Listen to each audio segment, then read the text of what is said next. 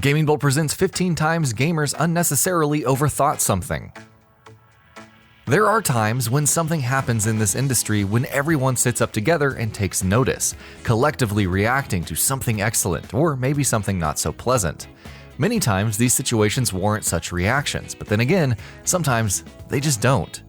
As a group, we gamers have a tendency to often look at things that might be inconsequential or just plain ordinary and project ridiculous ideas and theories upon them. Conspiracy theories, insane ramblings about storylines, reading between the lines to connect two dots that couldn't be further apart. Such things are just par for the course for us. Not that there's anything wrong with that. If anything else, it's great fun to participate in these convoluted events and discussions, and even if, for some reason, you don't do that, viewing them from a safe distance can still be entertaining. In this feature, we're going to talk about 15 things that all of us collectively have given way more thought than perhaps we should have.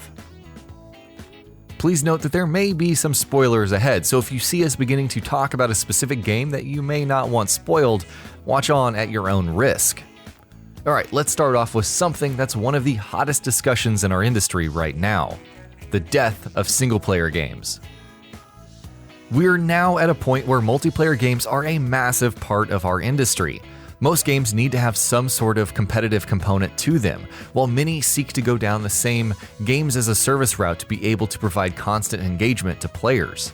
As such, the multiplayer side of our industry has moved in on some of the territory that was once dominated by single-player experiences. But the notion that the growth of the online side of the industry has led to the outright death of single-player games, or will at some point in the future, isn't one that makes a lot of sense. This isn't a binary industry. Multiple types of experiences can survive and coexist at any given time. The demand for multiplayer games continues to grow with each year, but by that same token, the demand for single-player games will also always exist. Industry-defining games such as The Witcher 3, The Legend of Zelda Breath of the Wild, Horizon Zero Dawn, Persona 5, and God of War, to just name a few, have all come out recently, and they've all been solely single-player experiences, and they've all performed very well commercially. Can you seriously take a look at games like this and honestly, truly come to the conclusion that there may come a time in the future when there just won't be a place in the market for single-player experiences? Fallout 76 means no more single-player Bethesda titles. A byproduct of the growing paranoia surrounding online-focused games is vigorous pushback from veteran single-player gamers. And one of the game developers who have been true champions of traditional single-player experiences in recent years has been Bethesda. Other than the likes of The Elder Scrolls and Skyrim, other labels under Bethesda have also been a number of excellent games that have been solely single-player. So when they announced that the next big Fallout game, Fallout 76, was going to be an online-only shared world game, many people were very upset. Very, very upset. On one hand, honestly, I can understand that. I'm personally more of a single-player gamer myself, and I don't like it when developers take franchises that have traditionally been all about solo play and turn them into something that they're not. But then again, while it's a little upsetting, it surely isn't something to be up in arms about, because it's not like this is just what the future is going to be for Bethesda and all of their games.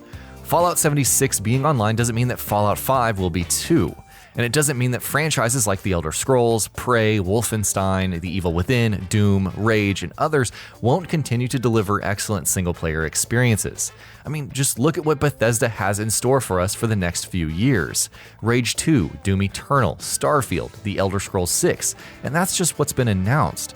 So, take a breath and calm down. Fallout 76 might not be your cup of tea, though it does honestly look pretty great, but traditional single-player Bethesda games are not going anywhere. 100% next-gen digital consoles. As technology and video games have both evolved, we've begun to see a clear shift in the way that games are sold and consumed. We've moved from cartridges to discs to now when a large portion of the market prefers to purchase games digitally. Sony tried their hand at going completely digital with the PSP Go, and it's fair to say that that didn't work out so well for them. But in recent years, purchasing games digitally has become much more common. But while it's possible that there might come a time when consoles go fully digital, do we really see it happening as early as next generation with the PS5 and the next Xbox? No, it doesn't seem likely.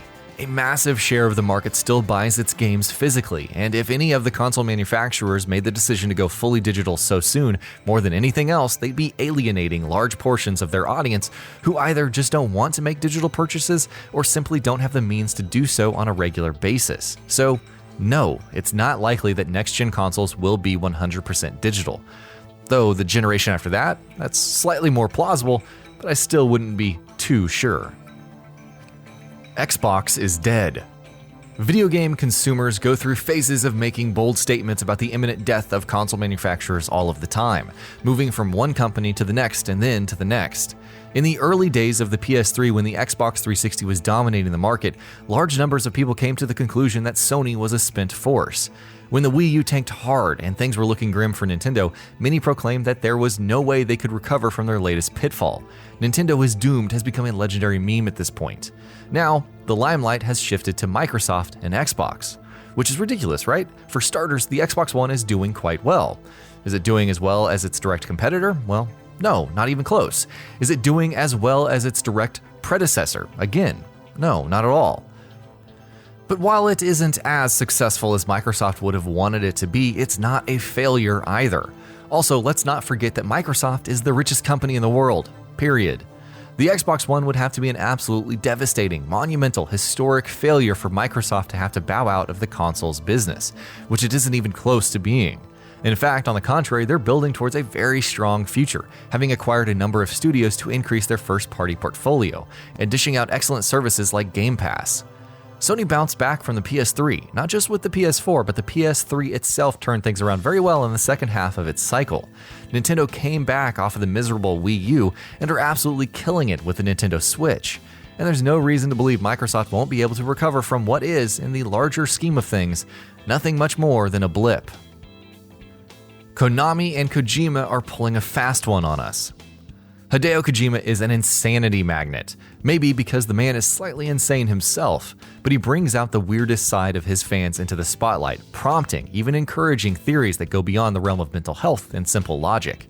The best, or worst of these, not that Kojima has ever encouraged this one in particular, quite the opposite in fact, has to be the one that says Kojima never really left Konami, and that everything that has gone down between the two parties over the last few years has all been a major ruse, that it's all part of an elaborate, mind-bending publicity stunt to reveal Metal Gear Solid 6 or the next Silent Hill, or something along those lines. But what about everything that's happened in the last 3 years or so? Well, none of that matters. Konami's PR nightmare? Nah. The dozens upon dozens of legal complications and ramifications? Nope. All of the negative press that's been generated? Nah. Apparently, none of those are important as far as this theory is concerned. No, actually, they're all part of the plan. First of all, no. Second of all, why? Death Stranding is Metal Gear Zero. Some people say that every time Hideo Kojima blinks, legions of his fans pack up all of their stuff, dump them into the back of their cars, and then drive those cars all the way to Crazy Pants Town, because in that town is a cipher that can decode what patterns of Kojima's blinks mean. And those blinks are telling us that after all of the years Kojima spent finally being done with Metal Gear, after telling us again and again that this new Metal Gear game would truly be the last one, unlike all of the other last new Metal Gear games, after having an ugly fallout with Konami, which is fake by the way, don't ever forget that part. After all of that, the next game Kojima is working on, his magnum opus, Death Stranding, is yet another Metal Gear game. No, forget about the part where for some reason Sony seems to be publishing the next big Metal Gear title instead of Konami. Hey, maybe that's part of the plan too. Maybe Sony is in on this as well. Maybe they're helping Kojima and Konami keep up this lie. Maybe they're just that bored. Also, why is Kojima building the next Metal Gear game on the Decima engine instead of Fox, which is what the Phantom Pain was made on? Hello people, wake up! It's called committing to the bit. Quiet is Chico. Metal Gear Solid 5. Yeah, we're gonna stay here in Crazy Pants Town for just a little while longer, and this one is truly crazy, because there's no other words to describe a theory that says a grown woman is actually a young boy who died. Theorists claim that Chico suffered unspeakable horrors when he was tortured by Skullface in Ground Zeroes, and because of that, he changed his gender and became a sniper assassin who breathes through his or her skin and took up a self-imposed vow of silence. Yeah, We've heard some pretty crazy stuff from Metal Gear fans over the years, and some of it has actually been quite well thought out, but will you just relax? Some people read between the lines. Metal Gear fans cram their own writings in between the spaces of those lines, and then read between those lines that they've written themselves. The Trunk Theory, Silent Hill 2. Silent Hill 2 was a watershed moment for the survival horror genre in video games. Its brand of psychological horror was unlike anything we'd seen up to that point, and its characterization of James and the revelations about the manifestations of his guilt and suffering truly elevated the game to an instant classic status. Given its very nature, it's a game that is bound to spawn multiple theories, but the one that stands out more than most is the one that says that James had actually killed Mary just a few days prior to the events of the game, and then stowed her corpse into the trunk of his car, where she had been the entire time, with her sickness being a death sentence, being the fiction that James had created to rationalize his actions. Actually, you know what? Given the kind of game that Silent Hill 2 is, we might just give this one a pass. The Madden Curse. Okay, this one is actually a little spooky. For those who don't know, here's the gist of it. Of the 20 or so players who have been featured as the cover athletes in the history of EA Sports' Madden NFL franchise, a surprisingly large number of them have suffered very, very bad seasons immediately after appearing on the cover. It all started with Garrison Hurst, who broke his ankle shortly after appearing on the cover of Madden NFL 99, and since then, a great many players have fallen victim to the curse. Gronkowski was on the cover of Madden NFL 17 and his season was ruined by a string of injuries. Adrian Peterson was on the cover of Madden NFL 25 and his season was ruined by a bad foot injury.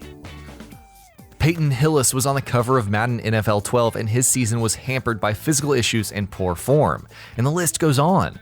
But you know what's crazy?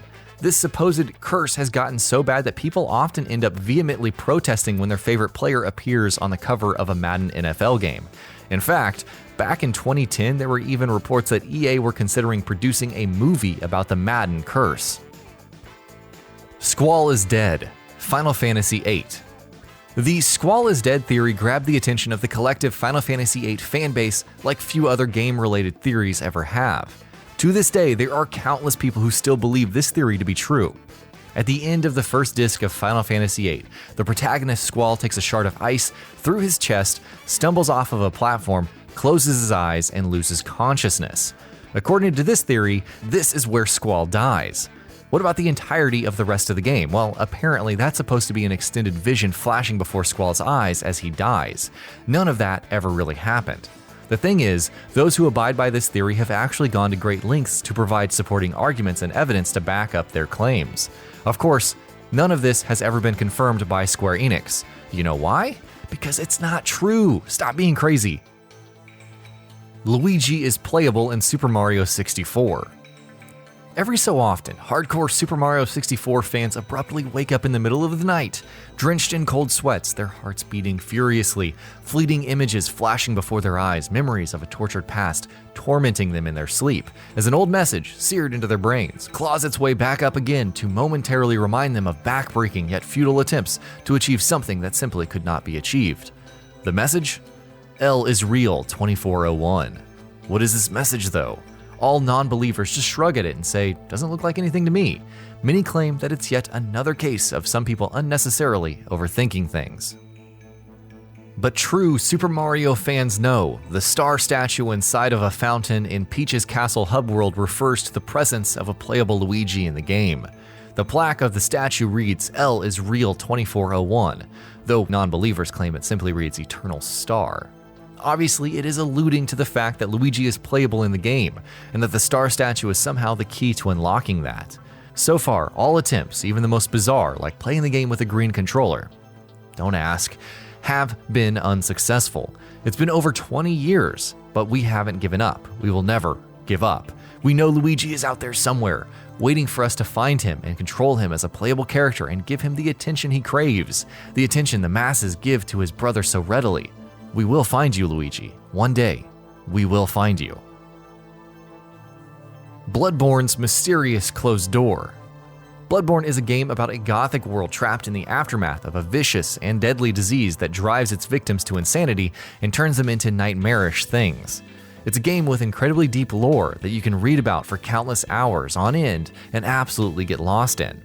It's a game with some truly intricate level design, complex and layered gameplay mechanics, and boss fights that need to be analyzed with extreme scrutiny in order to be able to beat them successfully.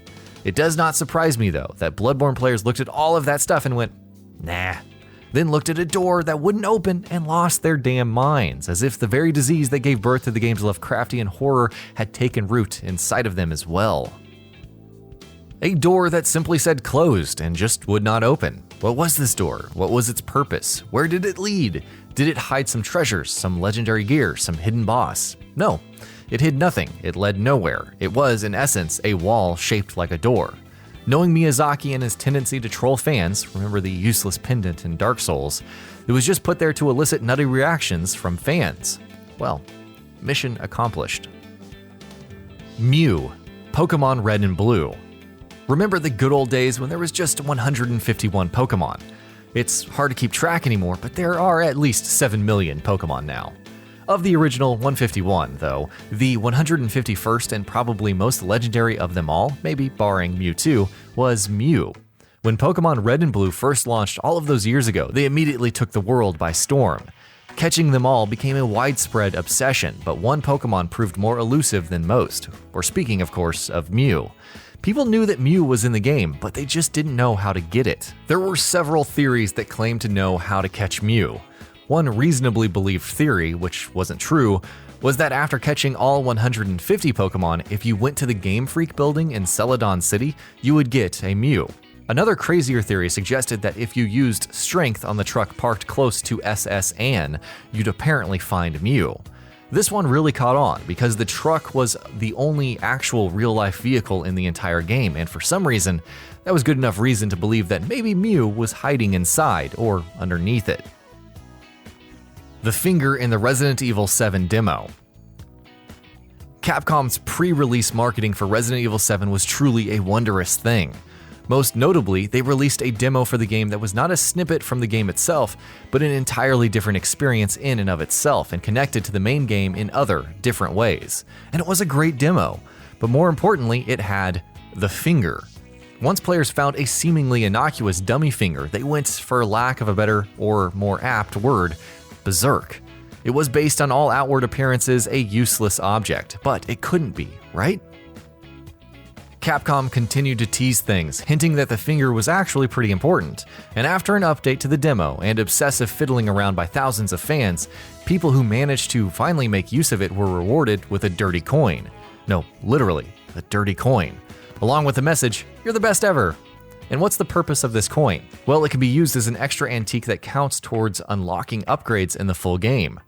That's great and everything, but after months of mystery and obsessive discussions, was it really worth it? Could anything have been worth it? Any sense of logic in the Zelda timeline? When Nintendo officially launched the Hyrule Historia book in 2011, they broke the internet. Zelda fans leapt up with joy in unison all across the globe. The series' long theorized timeline was real. It was an actual thing. The Legend of Zelda wasn't just a collection of isolated individual stories, but rather a grand epic tale spanning centuries of cyclical conflict between forces that kept on taking new shapes and forms as the ages went by. And then Nintendo released Breath of the Wild, and they screwed it all up again. Breath of the Wild could take place in any or neither of the 3 timelines. And yeah, there are 3 timelines. None of them are canon, all of them are. But one of them follows from an event that doesn't even happen in the game. It's a hypothesis, a what if. But which frickin' timeline does Breath of the Wild fall into? Is the Zelda timeline even a thing anymore? Have Nintendo just given up on it? Are we needlessly losing our minds over all of this? Nintendo are screwing with us. They're toying with us. We are their playthings. They're laughing maniacally in the shadows while we're holding furious debates. Please, Nintendo, just tell us what it means. What does it all mean? And that about does it for this video. If you enjoyed what you watched and want to see more from GamingBolt, you can always hit that subscribe button and turn on the bell icon next to it. That way you will never miss any of our videos.